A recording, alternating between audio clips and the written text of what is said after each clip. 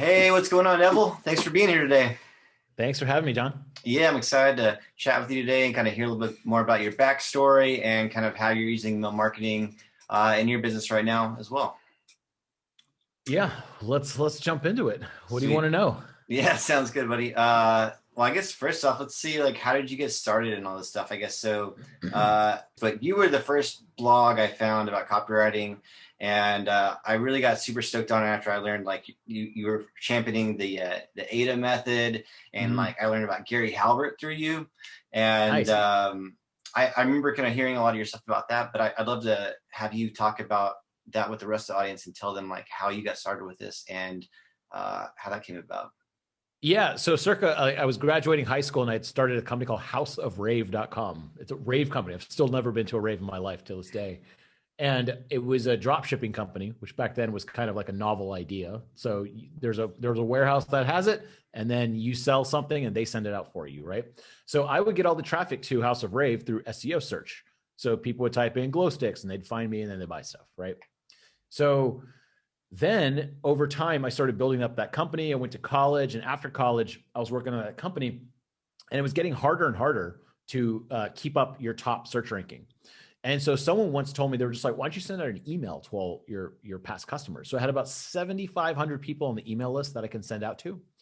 And I started sending these emails in newsletter format because that's all I knew. And so it'd be like a product and then a buy button, a product and a buy. It was like an image of a product and a buy button. And it may have a little bit of a description. And those emails brought in zero money. And meanwhile, I was paying $80 a month for the email hosting service. And then I was spending all this time making those emails. It was not quite as easy as it is today to make those emails. I was writing them in HTML and all that crap, right? And so I was like, well, I guess people are being exposed to the brand and maybe they'll buy something down the line. And then a friend who is now kind of like a name in the internet marketing industry, Ryan Levesque, Mm-hmm. that guy, I actually met him in China and I got him into starting a business and quitting his job. And then he got me into copywriting. And he was like, you got to read these things called the Gary Halbert letters, the boron letters, chapters 1 through 25. And he's like, you got to print them. You got to print them. You got to print them. Don't just read them online. You got to print them. So I did it. I was like, geez, fired up the old printer. And I started reading this guy, Gary Halbert, and he wrote these letters from jail to his son, is the story. And so as you've read them too, and the first 3 chapters are kind of about life. And then he talks about how to get people's attention, how to sell them something, how to trick their brain into thinking they should buy something, right? And so I started getting really mad and excited at the same time about this because I was mad because everything I sold up to this point had been wrong. I was like, damn, I've been doing this all wrong. I was happy because now I knew a better way to do it. And so I started on House of Rave to write an email with the help of one of my friends to see, like, let me write a proper copywritten email, totally different from the newsletter style email I've written before and made 0 sales for maybe 2 sales each time. And the email got like 120 orders in the first 2 hours or something. And I was like, that seems different. So then I tried it again and again and again. And House of Rave almost overnight turned into more of an email marketing company for all the sales rather than just SEO. And so that directly impacted all my sales. And I was like, wow, that worked crazy well. The same time, my buddy Noah Kagan had kind of moved to Austin, was building a company called AppSumo off of my couch. And he was sending out he had a big email list, but then he was sending terrible emails out. Just like, hey, get Grasshopper for 10% off or whatever. And I was like, let me apply some of this copywriting stuff I've been doing in my business to yours, and let's see what happens. So the first one we did, he hit his first $10,000 a day profit. And he was like, yeah, do more of that. And so though I came on board to like help with grow that company and actually sold House of Rave. And then we started writing emails on an even larger scale with AppSumo. And that's how I got into copywriting. That's how I realized, like, this is a real thing. This is a real skill to use for your business. And so a lot of people think of copywriting like, you become a copywriter. I think becoming a copywriter is one career path, but better yet, I think copywriting is like a skill that every business owner should know, because you can change a few words around, which is very simple to do digitally, and have a totally different outcome. I was sending to the same email list with House of Rave. I was sending to the same 7,500 people, and I was sending using the same email service, and it was the same Neville talking to them. But the last 100 emails got 0 sales. And the first one I did properly got 120. You know, like, I couldn't ignore that something happened there. And so that's when I was like, okay, let's start looking more into this. And then over time, people started asking about the AppSumo emails. They're like, wait, you're trying to sell me something every time, but I open your emails every time. Why does that happen? I'm like, yeah, that's on purpose. There's something there. They're like, what is that? I'm like, that's copywriting. I'm doing good copywriting. So you pay attention for the long run, not just temporarily. I'm not trying to trick you into buying something. I'm trying to keep you hooked for long enough to where you'll eventually buy something. And so that's where the copywriting thing came. And that's where copywriting course sprang out of, with just so many people asking us to do that for them, that I was like, let me create a little training for this. And that ended up turning into its own company also. That's so rad. Yeah. So I gotta stop for a second and go back. So how did you end up meeting Ryan Levesque in China? I guess was that when you were through my blog? Yeah. All my best friends I've met through my blog. It's hilarious. We looked back and I was like, yeah, all my best friends came through my original blog, nevblog.com, which I still update with my monthly goals. But I used to publish on nevblog.com. And this kid, Ryan Levesque, was running the AIG. He's the head expense of an AIG insurance company at 26 years old, which is pretty impressive. And he reached out when I said I was going to China in 2007. And I was going with one of my buddies. And he reached out and he's like, hey, this might sound weird, because back then it was kind of weird to reach out through a blog. Yeah. He's like, it might sound weird, but if you want to meet me up in China, I'm an American living here with my wife. And I was like, okay. So I was like, we had a plan, like in case this dude was super weird, to like ditch him. But he turned out to be awesome. And he's one of my good friends. So that's very cool. Yeah. Totally random. Yeah. Yeah, definitely. That's sweet, man. So kind of, I guess, also going back to, you said that you started writing for House of Rave and AppSumo in this new style, I guess. You picked up some information from, going through and printing off Gary Halbert, which is something I did as well back in the day, and looking through, I'm guessing, some other books as well. Like, how did you end up finding out like what worked there? And like what to take away from those? First of all, I was sending out emails every day, right? So, almost multiple times a week, right? At least. So from House of Rave, from my own personal blog, and then also AppSumo. So I was sending out on multiple fronts for like just personal things. And so it was pretty simple to tell what works, because you get replies, right? When people are like, damn, this is an awesome email.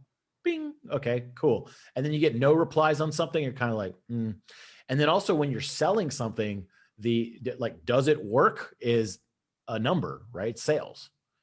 And so you can tell if something works or doesn't work. Also, when you're writing it, sometimes you're kind of like, damn, this is a pretty good email. you just kind of get a feeling. You're like, this is pretty good. Sometimes that backfires, sometimes it doesn't, but you generally know with sales, like if it works. So if you're sending out a sale, like with AppSumo, and saying, hey, this deal is closing tonight, did it get a lot of sales from that email? Well, maybe it worked. Sometimes it could just be the deal, right? If you have a really great deal you're sending out, you can send a real crap email and it'll do well. So that's how we would tell, just basically the sales and the number of replies we get saying like, this is good or this is bad. Cool. Yeah, people tell you. Yeah, no, that's so helpful. It's just getting those like reps of testing this stuff out, and the numbers aren't going to lie. So kind of when you were starting to do this stuff, like what was like the biggest shift that you kind of found, as far as like, I know you're really big on like the AIDA method. Was that kind of a big shift for you? Yeah. So there's a couple. So I made up, there's AIDA, which has been a formula for a long time. There's all these other copywriting formulas like pause and all. So there's like hundreds of these things. And I just never have used any of them except AIDA. Like AIDA is kind of like a universal formula that you can make a skeleton outline of a persuasive argument, right? So whether you're trying to get your kid to go to bed, you're trying to get someone to drink more water, or you're trying to sell them a glow stick online, the AIDA formula kind of is very useful. All these other ones like pain, agitate, solution, they're interesting. And I think they have their place. It just, they weren't universal, right? So AIDA was always a universal one. The other one and I made this one up, and it was for AppSumo emails, which was 70% content, 30% sales. Mm-hmm. And the further explanation of that is, if I send people 70% good content in these emails, like they learn something from each email, and only about 30% sales, so up to about 30% sales, I could get away with sending them an email every single day and they won't get mad at me.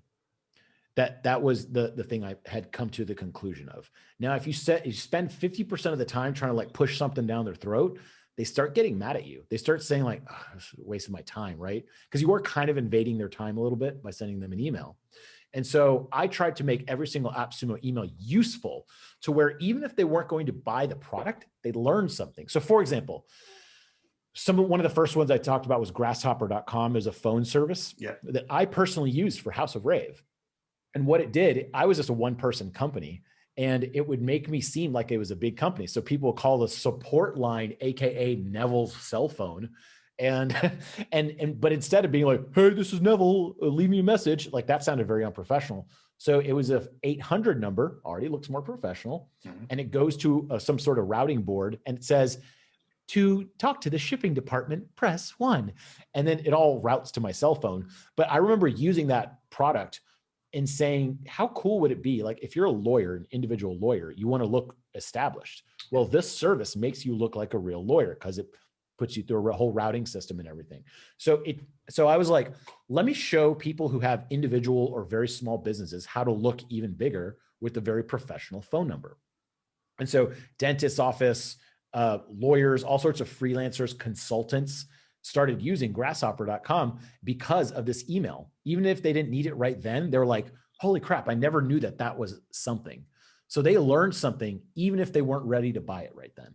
And I was always very proud of that. So long as my emails are 70% useful and 30% of it has like, hey, buy something, I was in the safe.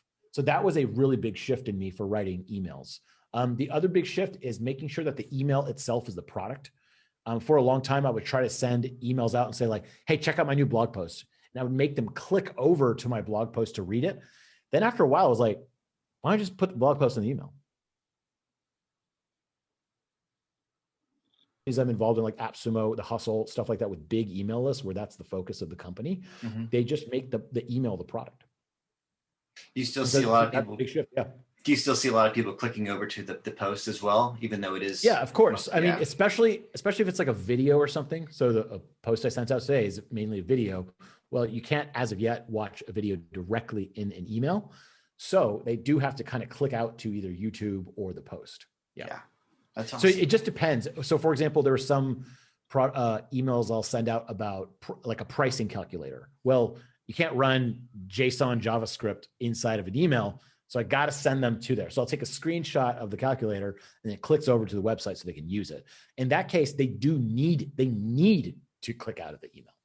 Mm-hmm. But if they don't need to, if it's just content, then I'll keep them in the email. But if it's like a sales page, I'll try to get them to click over to the sales page because they can't buy from the email. They have to buy from the sales page. Right. Or if I want people to comment on a blog post, I'll aggressively get them to the blog post so they can actually click comment and reply because they can't reply from the email. Yeah, it totally makes sense. That's awesome. Yeah. So you've been writing a lot of emails. You're writing for, like you said, all these different places, AppSumo, House of Rave, your own blog. And then how do you normally come up with content whenever you're doing this? Like, do you have like kind of a list of ideas you always kind of look at to kind of the real scientific way, and it's called having a big ass doc of ideas. Yeah. It's pretty simple. I haven't found any. So everyone's different with their like scheduling and stuff. I hate looking at like Notion calendars for a content schedule. It's hard for me. So I have docs all over the place and they are scattered. And I think I don't know if there's something to that or not, but in my Apple Notes doc, so my iPhone, I have Apple Notes. And then whenever I pull it up on my computer, it's the same, it's just synced. And then I have an ideas file on Google Docs. And then we have like a team Notion where I put ideas in also. So I just anytime I get an idea, I write it down.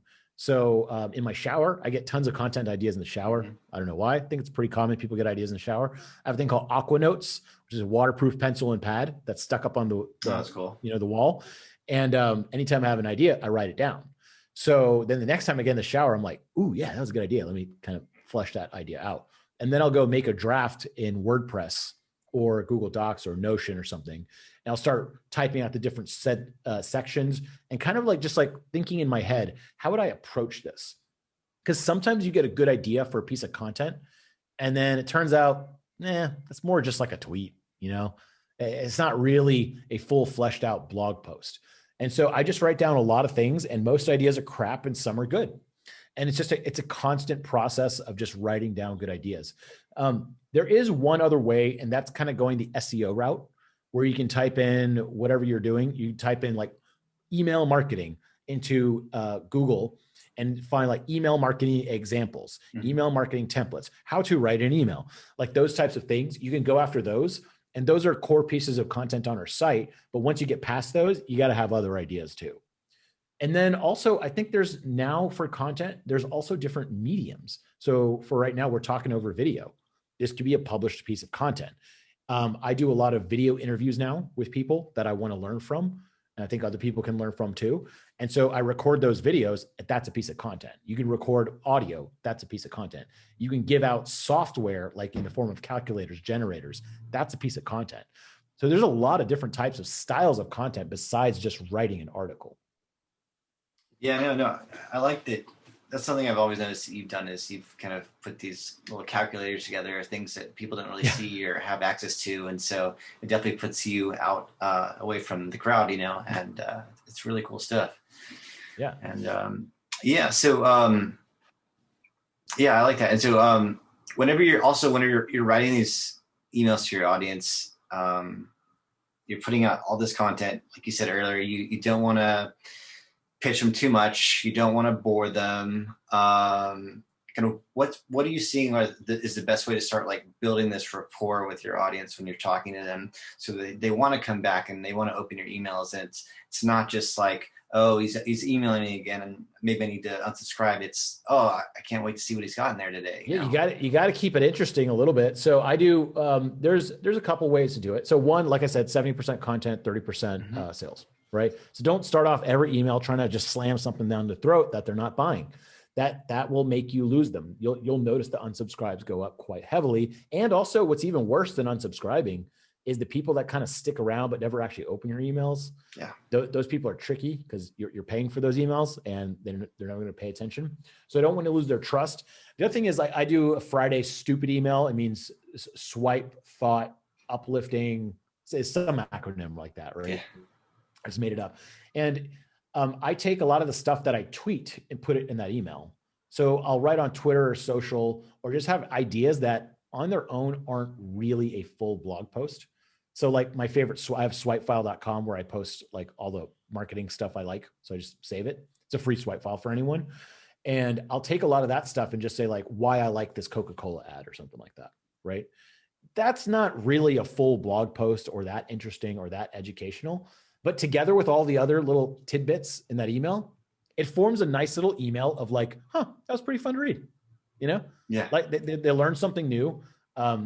Maybe they get a laugh, and that keeps people kind of guessing of what I'm going to send. Also, I think I have a rather weird style of like, I've always used these little doodles and stuff. Since maybe 2003, I've had a tablet PC and I've always been doodling on it. So that's been kind of like a consistent thing I've sent out quite a bit. So people like the wackiness of my style. I'm just kind of a goofy person in general for the most part, I think. And so when they see some of my stuff versus others, kind of, that's kind of fun. Yeah. So I try to keep it fun for myself, and hopefully the audience feels that too.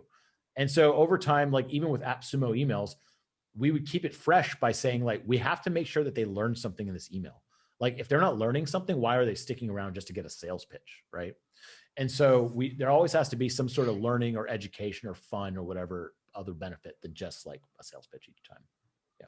So yeah, that's what I try to do. No, yeah, I definitely agree with that. That's awesome. Sweet, man. Well, I don't want to take up too much of your time here today, but I really, really appreciate you coming on today and talking about all this great stuff. And like I said, I've been following you for a long time, and I love your emails, and that's why I wanted to bring you on. And is there anywhere that I can send people to find out more about you and to learn more about how you do this stuff yourself? Yeah, sure. If you want to see it, it's copywritingcourse.com, now spelled the proper way. Yeah. So copywritingcourse.com, you can find all my writing over there. And then Twitter, I'm relatively active on lately at NevMed. It's kind of a fun place now. I don't know what changed in the last year about it. Then YouTube, we're /copywriting with a K, or you can type in Neville Medhora copywriting. You'll find all our videos. And we put out videos pretty regularly on there. So that's a cool place. Like if you want free training or just free stuff from us, that's a good place to start. Sweet. Well, I definitely suggest all y'all who are watching this to check all this out, and I'll have links below and inside the book. So thanks so much for coming on, man. Awesome. Thanks for having me, John. It's been a pleasure.